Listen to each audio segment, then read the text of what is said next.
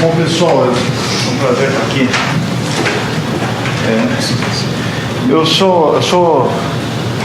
Para quem não me conhece, meu nome é Paulo Salviva, eu sou um médico, tenho como formação profissional a patologia. Eu sou professor de patologia e patologistas estudam, entre outras coisas, os mecanismos de adoecimento.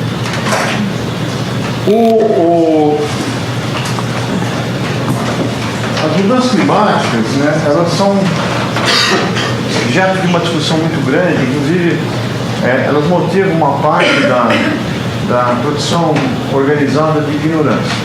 Né? Existe uma ignorância intrínseca de todos nós, que cada um tem a sua, alguns em maior ou menor grau, como eu estou na categoria do maior, mas existe aquela que é produzida por outras razões, seja lá, a ignorância traz soluções simples para problemas complexos. A ignorância pode trazer segurança, como por exemplo, eu não quero nem saber o que eu tenho, né, mas só ver isso, né? Não vamos avisar ele para que ele não sofra. A ignorância ela pode ser usada como instrumento de poder ou de interesse econômico. A indústria dos cigarros usou isso muito, a ignorância como forma de produzir contra a ciência para obter objetivos claros de manter o seu negócio. E é como a questão das forças que produzem emissão de gás de efeito estufa, elas movimentam importantes setores da economia. Né? Por exemplo, uma coisa é você chegar e acabar com o Aedes aegypti. Se você inventar um remédio que acabe com as doenças mediadas por vetores, você ganha um prêmio. Aliás, o inventor do DDT ganhou o Prêmio Nobel de Medicina em 1948. Né? Ou seja, em 49 foi a lobotomia frontal para controle das doenças psiquiátricas. A academia sueca teve problemas de indicação, porque as consequências. Então, por que o DDT ganhou o prêmio Nobel? Por que ele inventou? Porque ele imaginava, de um lado, acabar com malária, as doenças todas transmitidas por vetores, por insetos alados, e, por outro lado, também resolver aumentar a produtividade agrícola num mundo que ainda passava fome. Ainda se passa fome no mundo, mas o aumento dos métodos de produção causado hoje leva que e com a migração para a cidade nós podemos até ser malnutridos, mas deficiência de açúcar e de gordura já não é um problema tão grande em relação ao que a gente sofre, uma vez que a evolução nos preparou para enfrentarmos a fome. Quando a gente encurtou o intestino para ficar de pé, nós tivemos que aumentar a eficiência absortiva e com isso o que era uma vantagem passou a ser uma desvantagem. Só que se matar mosquito você ganha prêmio. Se você inventar um destruidor de veículos diesel, você vai possivelmente ser execrado e mandado para Plutão. Então isso também tem uma arena ideológica, envolve cidadania, envolve uma série de confusões, menos a questão central. O que está acontecendo com as mudanças climáticas? O que está acontecendo para nós? E por que tem que falar do ser humano? Porque é o ser humano que produz, que cria as forças para a produção da mudança climática. Quer dizer, se o ser humano não for convencido, o consumidor, que aquilo que ele está fazendo prejudica a saúde dele, não vai ter tanto apelo. Ou seja, nós gostamos mais de nós mesmos do que de outras espécies. E a outra coisa é que tem que mudar agora, porque o que se diz na mudança tem que mostrar que está acontecendo agora. Porque o que a gente diz no campo das mudanças climáticas e mudança de consumo, ele tem um problema enviesado. Né? Se você fizer tudo certo hoje, vai começar a cair gás do efeito estufa daqui a 70 anos e o primeiro ser vivo beneficiado é o urso polar. Não é um argumento que atrai multidões para aqueles que gostam de consumir energia. Aqueles que estão convencidos, eles também já estão convencidos. Estão aqui nessa sala, na Faculdade de Medicina, onde a gente está discutindo saúde e clima, e tem o tamanho que tem. Bom, existem várias formas de abordar as questões das mudanças climáticas. A saúde é o componente anêmico do IPCC. O painel que estuda isso fala muito de saúde. Não tem um capítulo de saúde do IPCC. Não tem porque não querem que tenha. Eu conversei uma vez com a diretora do Green Fund, que ela era presidente do banco, vice-presidente do Banco Mundial, e ela disse que os governos não querem pôr saúde nos acordos. Não dá jogo. Porque as projeções são grandes e difíceis. Como é que você vai argumentar que tal negócio vale mais do que alguns milhões de vidas humanas? Não tem argumento para isso.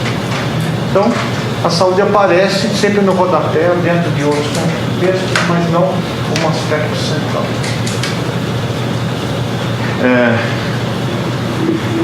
Normalmente, quando você vai ver o IPCC, eles determinam alguns vetores de efeito à saúde. Que são os desastres naturais, que vão ficar mais frequentes, tufões, chuvas, inundações, deslizamentos. Acho que todo mundo sabe que é o IPCC? Não. Então, desculpe, é que a professora Thaís, ela é uma espécie de grilo falante que me faz corrigir. Existe um painel de cientistas internacional de mudanças climáticas e eles fazem acordos. Geralmente quem trouxe essa questão foram climatologistas, foram físicos atmosféricos e mostram, mede CO2, mede quanto choveu, o número de eventos extremos e constroem modelos de computação que vão prever, quer dizer, são modelos complexos com várias variáveis que prevê se continuar desse jeito, aumenta a temperatura, se fizer tal coisa, esse decréscimo vai colocando e faz uma série, muita gente que trabalha com modelagem atmosférica e de modelos complexos. E quando você vai ver, eles colocam primeiro os efeitos assim, se chover tanto, vem morrendo tanta gente de tufão, teve outro. O tufão também ele não é dependendo da sua intensidade, também depende de onde ele for, de onde ele ocorrer, né? Em Moçambique morre muito mais gente do que se tiver um tufão na Flórida, por exemplo, porque a resiliência da cidade é diferente. Então são eventos, catástrofes naturais. Tem um grupo que mede a insegurança alimentar decorrente disso, porque certas áreas que são agriculturáveis vão deixar de ser. Algumas áreas do semiárido nordestino, por exemplo, vão virar desérticas. E você vai ter então problema de produção de alimento e, consequentemente, migrações. Aonde você não produz comida, ou quando tem um desastre natural, ou às vezes artificial, por exemplo, aconteceu em Mariana, Brumadinho, acabou ali, as pessoas vão para outro lugar. Tem um outro grupo que estuda muito doenças por vetores, né? Antigamente você tomava vacina de febre amarela para ir para Tocantins, para Amazonas. Agora em São Paulo teve um tempo que se você passasse da estação Santana do metrô em direção ao Horto, você já estava em zona de risco. Então começa a aparecer malária em lugares que não tinha e doenças infecciosas, porque dengue, zika, chikungunya, você tem um problema de espécies. O Aedes foi trazido para cá por viagem de navios de escravos, junto com o vírus da febre amarela, e chove, né? Vai o agente de saúde e fala, põe água no seu vaso. Pode, e no lixo que está na rua, ele vai pôr areia no lixo, e quando choveu, inundou, fez aquela poça d'água, o indivíduo vai sair na rua. Então, lixo sólido, a parte de desmatamento e as episodias de bichos que pulam para a nossa espécie, a saúde não tem prerrogativa. E você vai pedir autorização para entrar em qualquer lugar e jogar inseticida, ou você vai pedir para o bandido que é dono do pedaço? O resultado é que todas essas doenças por vetores estão aumentando exponencialmente e a gente não tem controle. E a saúde vai até o inseticida e a vacina quando quer. Mas a saúde é que paga as contas. Mas eu não vou falar nem do mosquito, nem do deslizamento, nem da insegurança alimentar. Eu vou falar o que está acontecendo agora com a nossa saúde por esse clima maluco que a gente está vivendo. Eu faço parte de um painel de cientistas do mundo inteiro que estudam e colocam dados, e o experimento é muito simples. Eu meço temperatura em bases diárias, tenho dados de morte em bases diárias, desagregado por saúde, e a gente vê o que aconteceu. É como se a gente utilizasse o mundo como um enorme laboratório, e o comitê de ética não permitiria que eu fizesse, que é esquentar velhinho, criancinha, esfriar velhinho, criancinha, e ver se a gente adoece ou se morre. É isso que a gente faz. Bom, então eu resolvi apresentar isso, e eu achei pertinente dizer como é que a gente, como o ser humano se adaptou a diferentes latitudes. Esse é o gravador, professor. Ah, esse é o gravador? Então, muito bem, gravador, continue gravando. Eu tenho uma certa dificuldade cognitiva. Está em inglês porque eu fiz essa aula na Organização Meteorológica Mundial, onde eu faço parte do comitê científico, né? Resumindo, é o seguinte: nós nascemos no paralelo, o Homo sapiens aparentemente surge no paralelo 10, algum lugar perto da Etiópia. Outros hominídeos surgiram em outros lugares, mas os sapiens, que a gente se autodesignou sapiens, foi lá que começou a aparecer. Sol,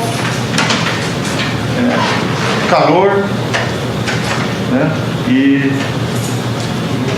depois foi abandonando caçadores-coletores, né, que foram fazer. A gente apostou num cabeção, né, que quando a gente aposta num cabeção, perde músculo, perde dente, então a gente tem que andar atrás do que sobrou dos outros bichos que passaram na nossa frente. E ele começa a ter que se adaptar. Primeiro, ser caçador-coletor na Etiópia não é fácil, porque os bichos estão em morro, no deserto, você tem que correr atrás. Bicho pequeno, cabra sobe muito melhor do que a gente. E você tem que ter uma relação de instrumentos. E aí você pode ver que, por causa desse cabeção, a criatividade humana, que pode ser exercida pela postura ereta e mexer com a mão, ela acontece onde as grandes civilizações, as grandes cidades começam onde faltava coisa, na beira do Nilo, no Eufrates, os lugares onde não tinha outro lugar para ir.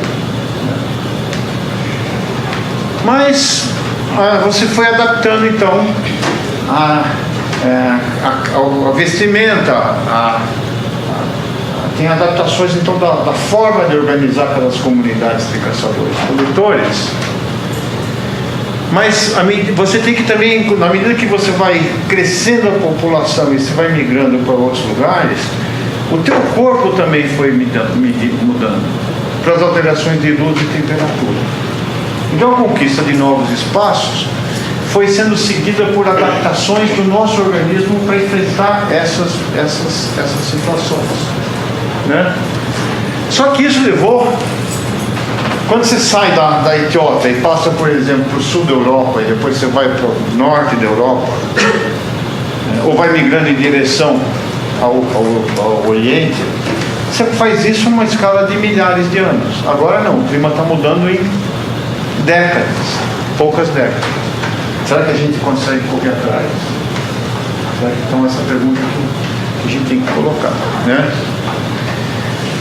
Então, a grande pergunta é quais são os mecanismos de adaptação que você constrói a partir do cabeção, ou do que o teu corpo pode fazer frente a essa adaptação.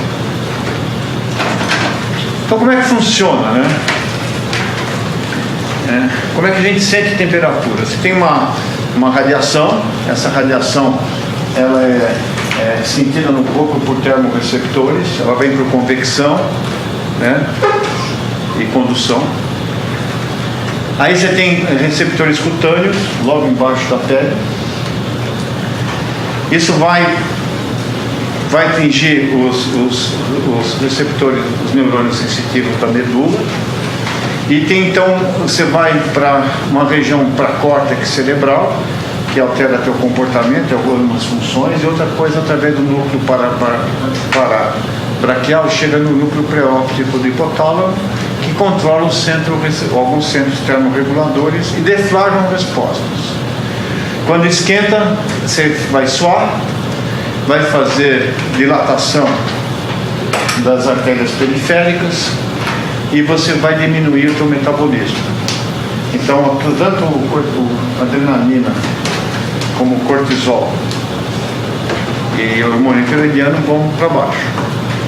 E quando você esfria, esses mesmos estímulos vão fazer um estímulo adrenérgico, vão estimular. Existe uma gordura marrom que eu vou explicar, que é uma gordura que é metabolicamente ativa dentro do nosso organismo, que a gente achava que só tinha em recém-nascido. O grande desafio do recém-nascido é sair num ambiente a 37 graus e enfrentar variações de temperatura. Por isso que quando o indivíduo é prematuro, ele vai com incubadora, ele não consegue aguentar fazer termorregulação.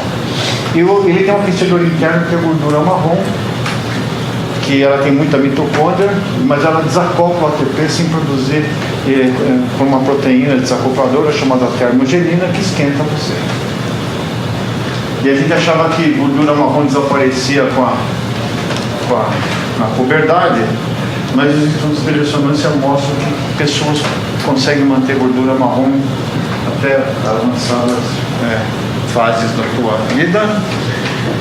Você vai falar para as vias aéreas, para os pequenos vasos fecharem, para você perder a troca de calor através da pele.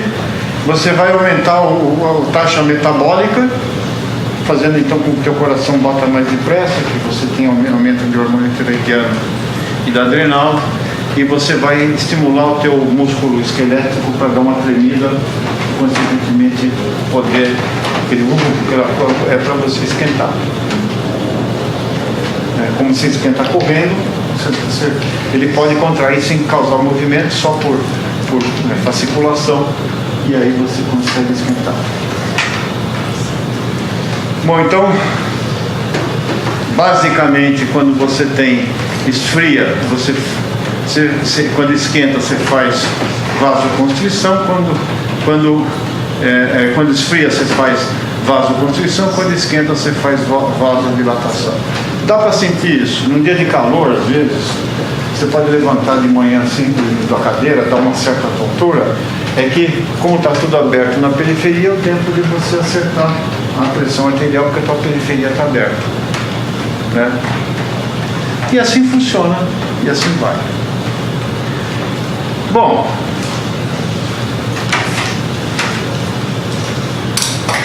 a primeira coisa que você vai fazer quando você começa a gerar um santos e começa a ter então uma posição mais ereta, acontecer algumas adaptações do nosso corpo. Né? Então, a primeira coisa é ficar de pé. Né? Tem que ficar de pé porque se você tem criatividade, como é que você vai construir objetos se tiver lá dentro? Então, e isso também modifica uma série de coisas, mas e outra coisa, como você tem que andar muito, porque se perder o garro, você não é palha para bicho nenhum, você estreita a bacia, muda o formato do pé. Isso tem algumas implicações. Eu não vou falar, mas para o parto, por exemplo, você tem que fazer uma cabeça grande numa pelve cada vez menor. Uma Homo sapiens, o parto demora 10 vezes mais que a de um primata, que é muito mais dolorido, muito mais rígido.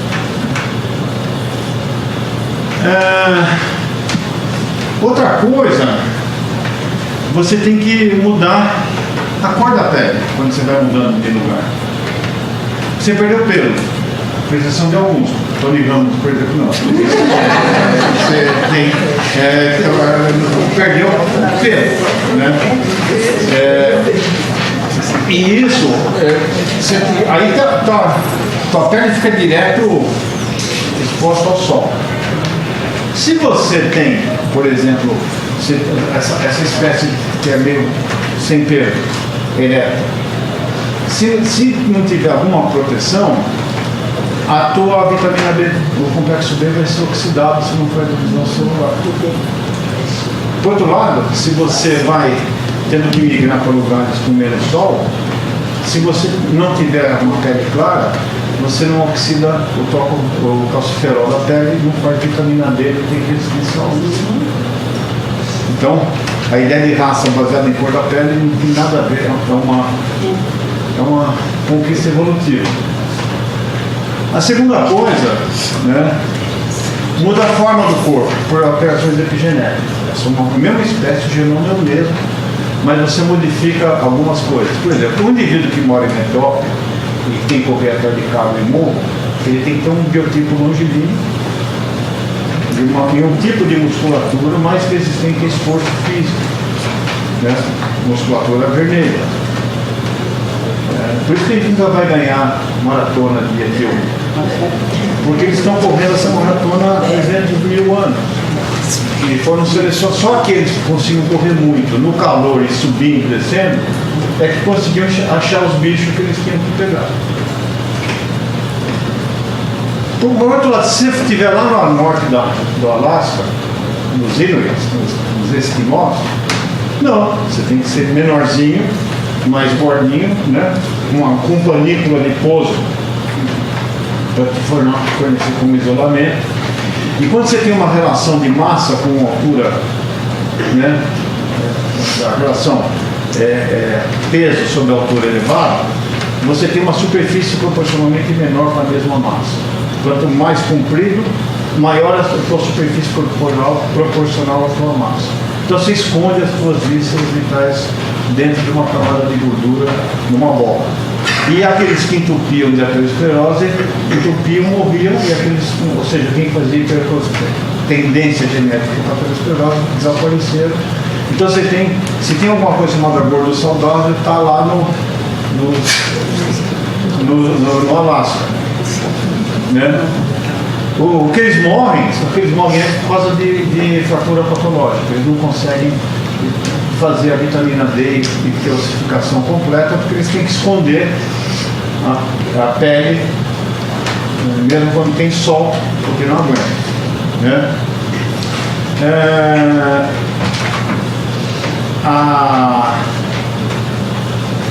Existem várias famílias de receptor de frio e de calor. A gente tem mais proporcionalmente receptor para frio do que para calor. Porque o frio era o problema. Quando você estava migrando, você estava no quente. Então era vantajoso você incorporando o receptor de frio. E a densidade de receptor de frio e calor varia conforme a latitude ao longo dos países. Né? Então vamos analisar. Então esse é um etíope, uma tribo etíope. E aqui você tem uma tribo de esquimós. Engraçado que isso também foi acompanhado de alterações de vestimenta que eles souberam fazer, da construção de casa e das redes sociais.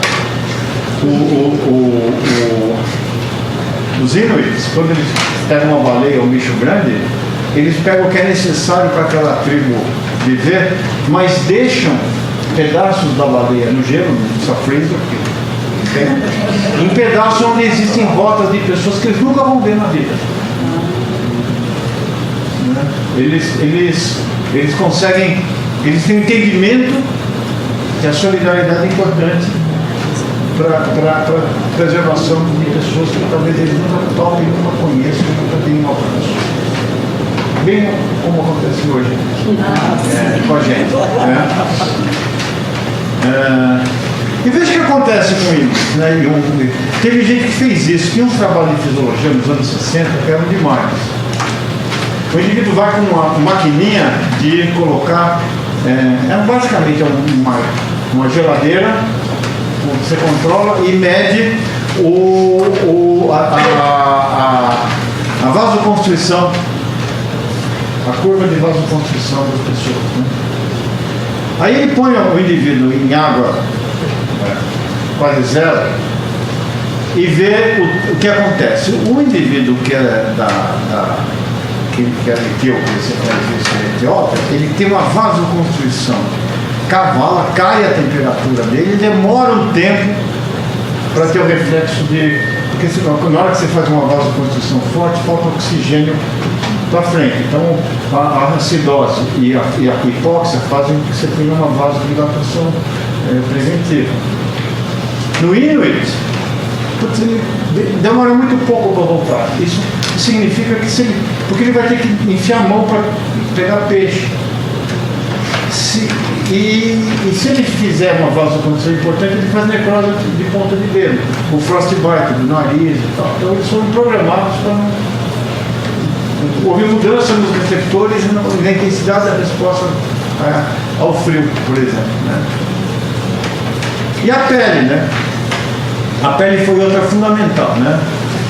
A mudança do receptor de melanocortina, né?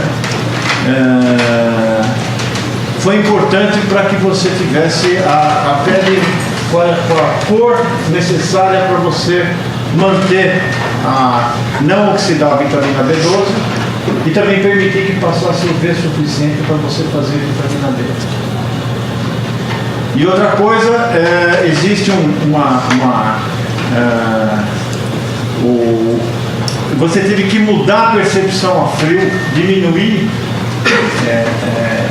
algumas respostas observadas ao frio, como por exemplo os etíopes, para você poder viver em latitudes mais ao norte. Então houve um processo de seleção natural. A gente acha que a seleção natural não existe para nós, ainda existe, só que para a gente é mais lento, porque nós somos organismos mais complexos. Por exemplo, supondo que uma bactéria, a gente que é da área de saúde, vive bactérias, é muito fácil para eles, uma estrutura simples, um procarioto, é fácil mudar. Então, só que no nosso espaço de vida, uma bactéria da nossa vida, a bactéria tem praticamente 100 mil divisões.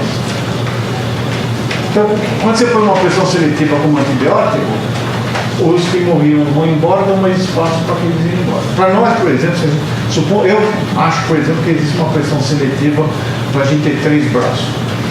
Porque o indivíduo que tem 3 braços, ele pode trabalhar e ao mesmo tempo está se visualizando com o terceiro braço fazendo o céu. Então esse indivíduo vão ter mais matches no Tinder, vão proliferar mais e teremos um mundo de 3 bracistas. Só que até os 3 bracistas dominarem o planeta vai demorar uns 10 mil, 15 mil anos. É isso. Porque nós somos mais densos nessa história. Né? Bom, então vamos lá. Esses são os receptores para frio, né? Os receptores para... e o que ele responde, né? Então, a 5 graus você tem esse receptor que responde para o frio, depois esse que responde a 25 graus. O de calor, você começa a sentir, olha, melhor você tirar daqui com 45 graus. E esses aqui já são que a gente chama de heat pain, né? Que é a queimadura, não só você tem uma mudança da fisiologia, do fluxo local, como também você tem um impulso aversivo. Então, cada latitude tem uma proporção diferente desse tipo de receptores. E, portanto, a magnitude da resposta ao frio ou ao calor.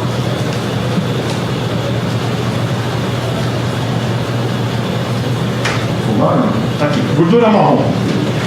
A gordura marrom, ela na cor, quando você olha na macroscopia, ela é marrom, por isso que eu gordura marrom. No microscópio, você tem que fazer um corte em congelação, porque quando você põe no xilol para fazer a lâmina de parafina, vai embora a gordura. Então você tem que fazer um corte sem passar no xilol, você congela e olha, e aqui é corado na hematoximenosina. Essas bolinhas aqui vermelhas são megamitocôndrias. São mitocôndrias grandes e visíveis. É um baita mitocondrial, uma baita produção de ATP. E quando estimuladas por estímulos adrenérgicos, ela começa a expressar uma proteína, que é a termogenina, que pega a molécula do ATP produzida por esses mitocôndrias e cliva e gera calor. Então tem um aquecedor embutido dentro de nós. E se você pegar indivíduos com diferentes quantidades de gordura marrom, eles vão responder diferente à temperatura, né?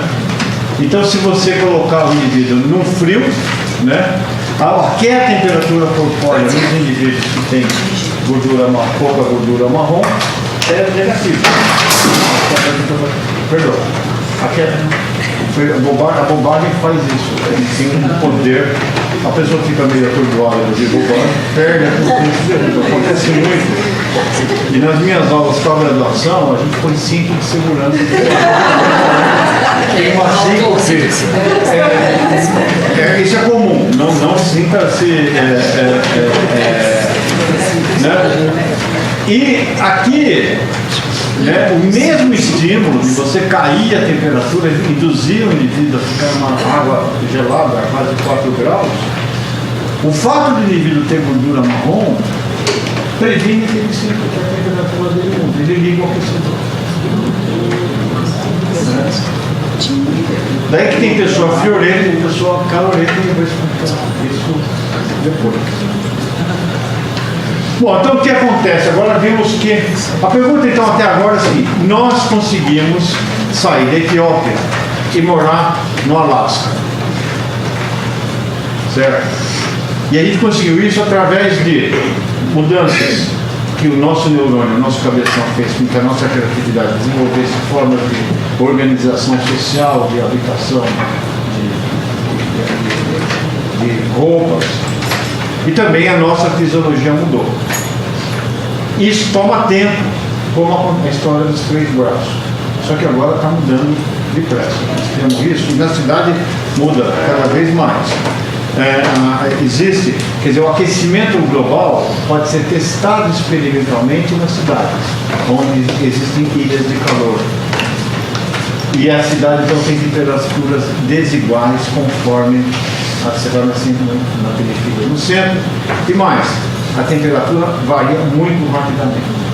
Esse estudo foi o primeiro artigo que saiu nessa rede de pesquisadores, né? Que é um estudo que faz o seguinte: você simplesmente pegou 360 cidades e conseguiu dados de 15 anos de temperatura e 15 anos de mortalidade. E vamos ver o que acontece. Tá? Então, isso aqui é legal porque ele mostra, né, alguma coisa. Vamos pegar, por exemplo, como é que você lê isso? Isso aqui são as temperaturas observadas nesse período de 15 anos. E aqui o risco de morrer relativo em função da variação de temperatura. Essas duas retas aqui, de referência, é o percentil 95. Então, daqui para cá são 5% dos dias mais quentes, daqui para baixo são 5% dos dias mais frios. Essa outra regrinha aqui é a temperatura de menor efeito. Você vê que ela não bate com a mediana, né? Você vê, por exemplo, aqui em Roma, a mediana está em torno de 16 graus, mas a temperatura de menor efeito é com 21. Você vê que a gente vai morar um pouquinho mais frio do que a zona de menor efeito. Quer dizer, a nossa temperatura, a nossa fisiologia adequa o nosso corpo para que o menor efeito seja obtida a uma temperatura um pouquinho mais elevada do que aquela onde a gente mora. Por quê? Por 2 motivos. A inclinação da curva de mortalidade, de risco de morrer com temperatura, é mais indicado, é mais intenso para calor. E outra coisa, é mais frio, é mais fácil você acender um aquecedor, acender uma fogueira ou pôr um casaco do que você ligar um ar-condicionado. Então a gente se defende do calor. Tá? Então, outra coisa que é importante notar é que chama-se a zona de conforto térmico. Em São Paulo ela está entre 16 graus, 18 graus e 24 graus. Tem que estar razoável. Pode variar a temperatura, não acontece muita coisa aqui, né? Outras cidades têm uma zona de conforto térmico muito estreita, né? Olha o beijinho, né? Está dentro de um limite pequeno. Em compensação, Estocolmo, olha, pode variar de menos 15 a 20 graus que não acontece nada. O que isso traduz? O tipo de construção que a cidade tem, a forma que ela construiu a cidade para aguentar variações de temperatura. Então, cidades que têm clima inclemente, tem uma situação inclemente, como Toronto e Estocolmo, existe uma resiliência que não é do indivíduo, deve ser da cidade, da capacidade que a cidade teve que pagar para manter as suas habitações climatizadas. Nova York, por exemplo, né, está muito mais preparada para frio do que para calor. Certo? Ondas como está esquentando, você está jogando a cidade para fora da zona de conforto dela. As cidades como Londres, por exemplo, são um pouco mais antigas, Roma, Madrid, elas têm construções mais antigas e respondem de uma forma bifásica, né? Tanto ao frio quanto ao calor. Então, o que acontece? Quando a temperatura fica, né, acima de 26 graus, 27 graus, como aconteceu essa semana que passou, né, o risco de morrer em São Paulo de morte morrida aumenta 50%. 50% é uma cidade que morre mais ou menos 150 pessoas por dia, dá 75 pessoas por dia.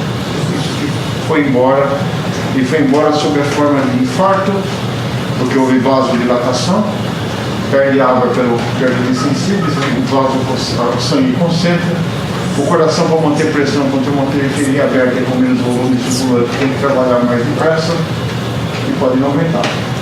Né? E na vasoconstrição morre também de doença respiratória, por infecção respiratória e por doenças cardiovasculares. Vamos comparar o Brasil. Nesse estudo das 360 cidades, Teresina ficou do lado de São Paulo, olha que interessante. Ó. A gente começa a morrer de calor em São Paulo quando passa de 25. Teresina começa a morrer de frio quando está abaixo de 25. Né? Ou seja, houve uma adaptação, né, em termos de gordura marrom, de termorreceptor, né, mostrando que agora pega. Só que isso já vem, agora com migração interna. Imagina, sai de Teresina, vai morar em Caxias do Sul ou na Serra Catarinense. Não deve fazer bem. Né? E você tem migrações globais. O indivíduo sai da Síria e vai achar emprego na Finlândia. Então esse é um problema que tem que ser colocado. Né? E tem cidades que são absolutamente resilientes pelas condições climáticas dela. Por exemplo, Recife e Salvador, que estão na beira do mar, não tem temperaturas extremas. Quando tem calor não acontece nada, e acontece alguma coisa que começa a morrer gente em Salvador com 24 graus, em Recife também com 24, coisa que São Paulo está perfeitamente confortável, é a zona de menor efeito em São Paulo. Bom, vamos para frente. Só que será que isso acontece? Eu estou vendo a média da cidade, mas a cidade não é igual. Isso aqui é um mapa termal, né? Mostrando uma diferença de quase 6 graus centígrados na mesma hora do dia, do centro para a periferia. Então veja o que acontece, por exemplo, aqui é a curva que mostra. Agora eu separo São Paulo em várias sub-São Paulo. Então você vê o seguinte, em Parelheiros, quando você pega a temperatura mínima, e aqui é o dia, né? É o dia da temperatura, 5 dias antes, 10 dias antes e 15 dias antes. Vamos olhar só no temperatura no dia zero. Parelheiros, o problema deles é frio. O risco de morrer aumenta muito no frio. Itaquera é calor. Parelheiros tem muita árvore, umidade, proximidade da represa. Itaquera é telhado de cimento, telhado de cimento e pouquíssima vegetação. Então, embora São Paulo tenha uma curva bifásica, essas duas fases, a resposta ao frio vem de um lugar e a resposta ao calor vem de outro lugar, na mesma cidade.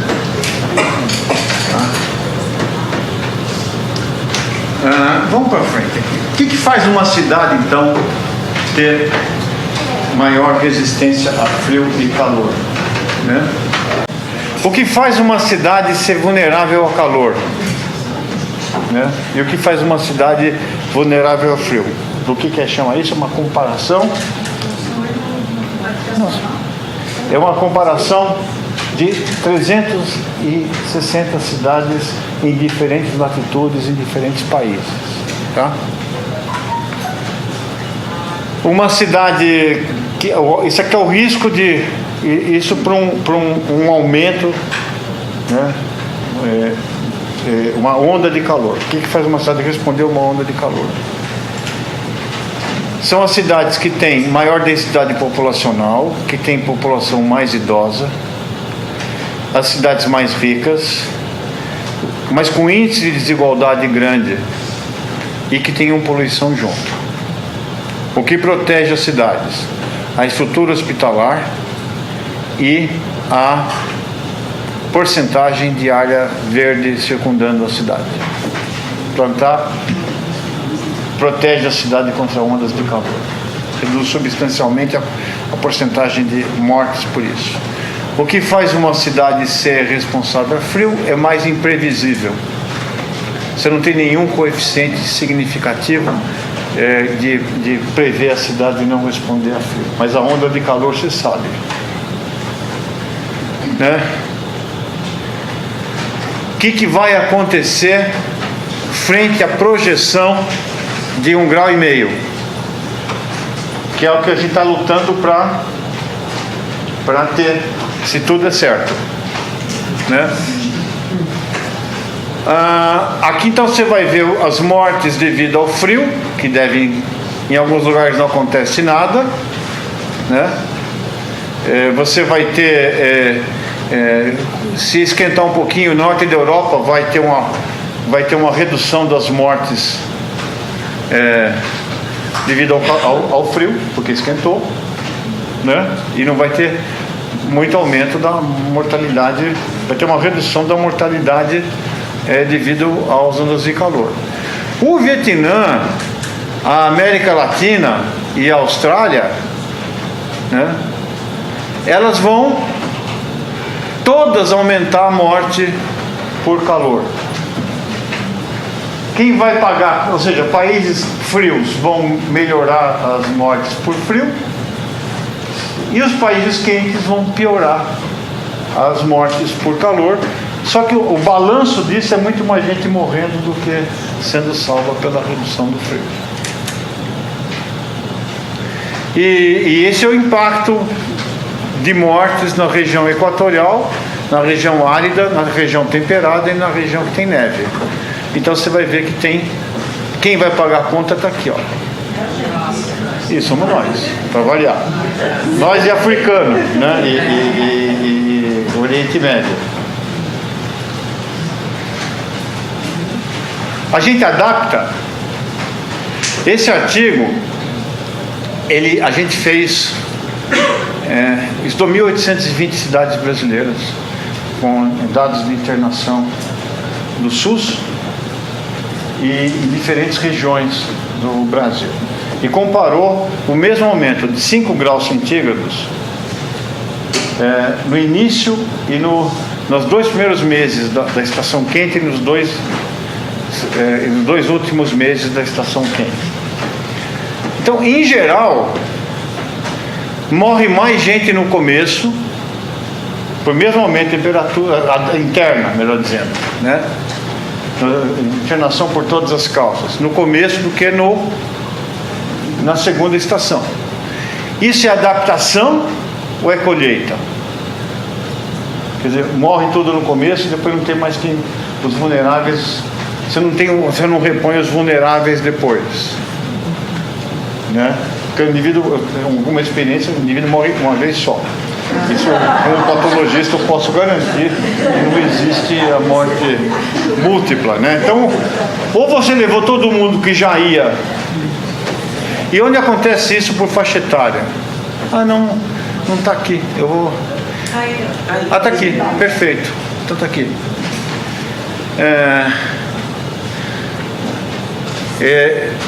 A maior colheita é em homens, ou melhor, a maior adaptação em homens.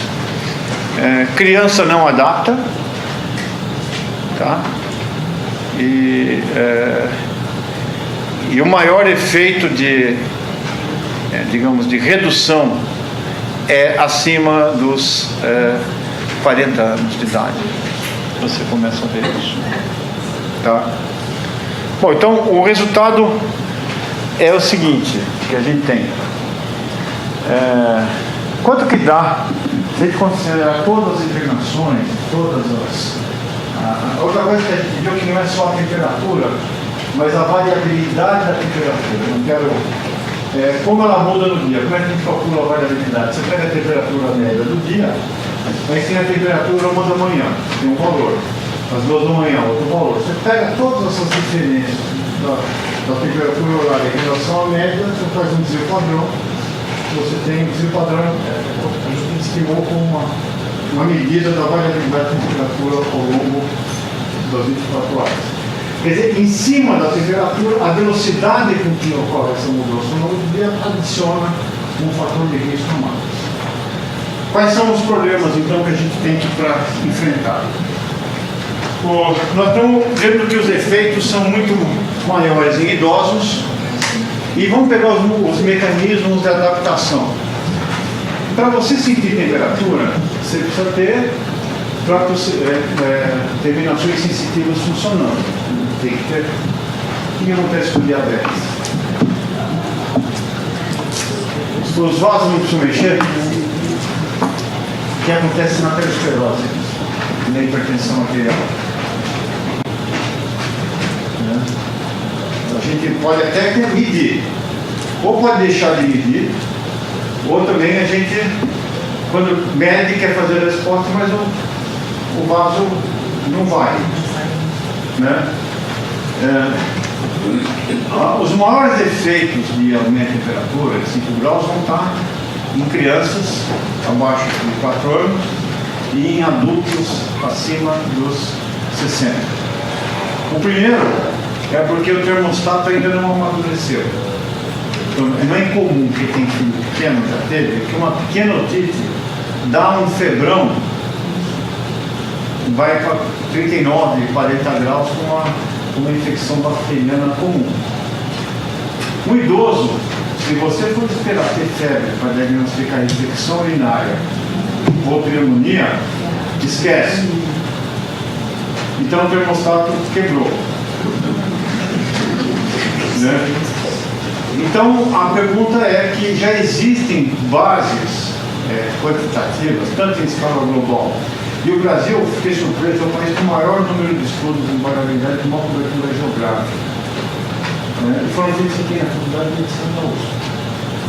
Então a faculdade fez a parte dela em mostrar os efeitos negativos que estão ocorrendo nas cidades brasileiras. Por que não vai? Né? Por que não dá certo? Eu vou fazer uma autometáfora. Eu tive uma queda de bike, eu estou com o joelho ruim. Dá para perceber. Eu tenho... Porque as informações não são... Elas são necessárias, mas não são suficientes.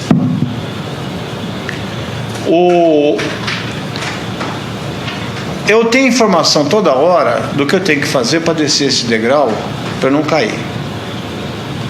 Ou tem tendão, tem músculo, tem visão, tem cerebelo, tem tudo. E eu vou então ordenar meus movimentos baseado nessas informações para que eu não caia. Se eu estiver caindo, eu vou ter que tomar uma decisão de que parte do corpo eu vou colocar para pôr na frente para não machucar o joelho. E se eu tiver um bebê no colo? Né?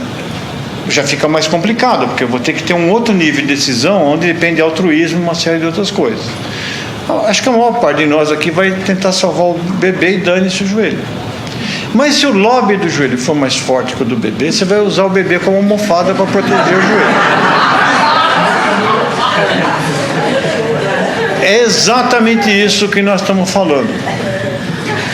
A informação existe, já tem quantidade suficiente para tomar as medidas para isso. E então a gente viu que princípios não vai, por causa que em geral o lobby do joelho, no nosso caso, é mais forte que o do bebê. A segunda medida que a faculdade está fazendo, participando, ajudando a fazer, é fazer, então, eu vou fazer o seguinte, eu vou ver quanto custa manter isso e qual o custo de abater.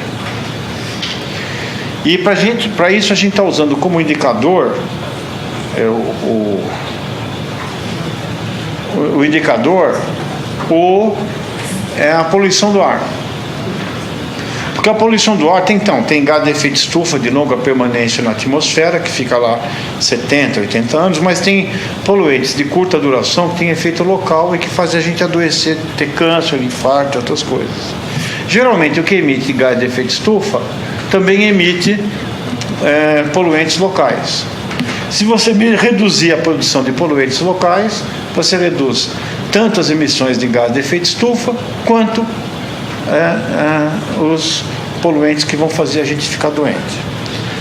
Então a gente modelou, tem um grupo que trabalha com isso, né, que modela, bom, se eu reduzir tanto a poluição, eu reduzo tanto de gás de efeito estufa e ao mesmo tempo eu dou para o indivíduo que vive hoje uma perspectiva de que você vai fazer o bem, não para o urso polar lá longe, mas para a pessoa que está morando aqui e na janela de vida dele. Por exemplo, você andou a pé, você andou de ônibus, vai. A gente está vendo a morte das ciclovias. E o pior é que a bicicleta veio hoje, independentemente do lazer. Tem muita gente ganhando dinheiro hoje entregando comida. Eu que ando de bike, achava que andava muito. Parei outro dia do lado do menino da RAP, ali na Vila Paulista, às 5 horas da tarde. E eu tinha rodado naquela hora 40 quilômetros. Depois fui para a USP, voltei, achei que estava andando muito. Parei do lado do menino. Falou, quanto você rodou hoje? Eu falei, 95 e no final do dia dá 120. Ele faz uma etapa do Tour de France por dia. E pior que ele pega a comida lá em cima na Paulista e entrega lá embaixo, tem que voltar subindo para fazer. Então já está ali. E o pessoal então está longe de ser aquela coisa de bicicleta, gente tribo. Vai na periferia, vai nos bicicletários da CPTM, vai ver o que tem de bicicleta de gente que chega lá para pôr. Fora a calçada, tá? Mas vamos, esquece a bike, porque eu tenho um certo conflito de interesse, porque eu ando de bike e gosto de bike. Embora seja cada vez mais difícil entrar de bicicleta nesta faculdade. Se vier posso avisar os senhores que se vier de tanque de guerra, disco voador, qualquer coisa é mais amigável. Outro dia eu tive que descer da bike ontem, para eu poder entrar como pedestre, para poder registrar a minha entrada. E passou um carro com 4 pessoas dentro, só o motorista tem o cadastro, as outras 3 podem entrar, mas eles estão de carro, podem. O cara que vem de bike tem que registrar, né? E a pé. As estações de metrô estão mais ou menos a 1 quilômetro, 1,5 quilômetro cada uma delas. E você vai ter que caminhar, a não ser que você more na frente do metrô e o teu emprego seja na frente de outra estação do metrô, você vai caminhar para ir até o metrô e andar lá dentro. Se você pegar a conexão da linha verde com a linha amarela, você vê que você vai praticar todos os tipos de exercício. Corrida, salto, artes marciais, tudo está dentro daquele espacinho confinado, né?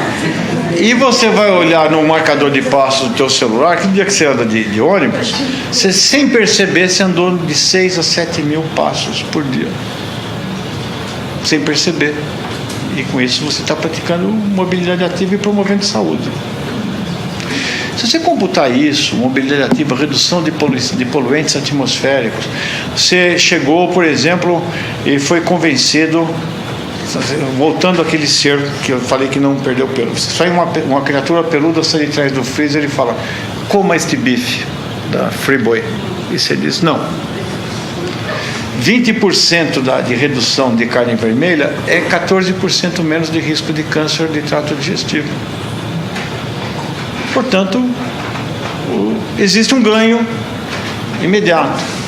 Quem fez a conta, mais ou menos diz que o preço de você abater poluição local e a redução dos gases de efeito estufa correspondentes, o preço que você paga para fazer isso, é menos da metade do ganho que você vai ter em custos diretos de saúde e indiretos por mortalidade precoce.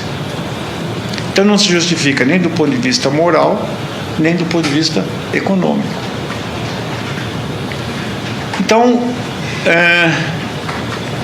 e a gente vê coisas estranhas. Por exemplo, a Volkswagen acabou de anunciar que ela não mais vai fabricar motor a combustão na Alemanha. Aonde que eles vão mandar as fábricas de produção de combustão? Para a Argentina e para o Brasil. Porque enquanto na Europa tem Euro 7, a gente exporta Euro 3 com fábricas brasileiras e argentinas para a América Latina e para a África. Então, existe sim uma desinformação programada, existe maquiagem verde e, por que não dizer, racismo ambiental. O que é o Euro 7? O Euro 7 é um motor eles querem domar o diesel, porque eu também, a Faculdade de Medicina, através do nosso laboratório, esteve na Agência Internacional do Câncer demonstrando as evidências de carcinogênese da poluição do ar. E a poluição do ar, ela está na mesma caixinha do tabaco e do amianto, nível A1, 1A, evidência máxima. Isso tem repercussões diferentes. Quando isso sai no Lancet, os países onde existe um maior nível de cidadania falam: não, eu vou fazer um phase-out do diesel. O que as indústrias do diesel fazem? Porque elas já estavam pondo cabresto nelas, né? Reduzindo, até que algumas saíam um pouquinho da linha, né? Colocavam... Fizeram xixi na piscina, mas de cima do trampolim, que todo mundo viu. E aí o pessoal faz leva uma multa, né? E aí eles viram que não tem como manter o diesel, então todas as grandes montadoras estão fazendo phase-out do diesel na Europa. E em algumas cidades norte-americanas, na Califórnia, já não pode mais andar. E veja, aqui no Brasil, a gente tinha feito uma lei que nessa nova licitação de ônibus também enrolada, não rodava mais diesel na frota cativa. Foi adiado por 20 anos. Não é como você fazer uma ponte, não, eu vou deixar de fazer uma ponte e faço daqui a 20 anos. Porque quem morreu antes de mudar isso, também não volta. Então, é paradoxal, né? Porque isso foi feito por pressão das montadoras, das empresas de transporte de ônibus, porque também, olha o que acontece, você põe um ônibus elétrico, quando tem bandeira vermelha, sobe o preço da eletricidade, e no diesel é subsidiado. Então por que ele vai fazer sozinho? Quando você pagou a tarifa do teu ônibus, significa que 10 anos depois o ônibus está pago. Você pagou os serviços e pagou o preço do ônibus. Ele está considerado morto. Ele está morto? Não. Ele vai ser vendido para uma outra cidade, depois para outra, depois ele acaba virando dinossauro transportando escolar ou trabalhador rural. Então existe um capital de giro subsidiado para esse tipo de coisa. Então isso significa que a razão é óbvia, ou, em outras palavras, se eu pudesse ser um pouco mais direto, nós estamos subsidiando algumas atividades econômicas com vidas humanas. É isso. Essa é a propriedade transitiva. Qual que é o papel da nossa faculdade nisso, ou das faculdades de medicina? Nós não temos nenhum poder de regulação, mas também não tínhamos com o tabaco. Se você ficar só dentro da sua caixa, o que a gente faria perante o tabaco? Aumentar o número de vagas de residência de pneumologia, de oncologia e cirurgia torácica. Era isso. Fizemos o nosso papel, é isso?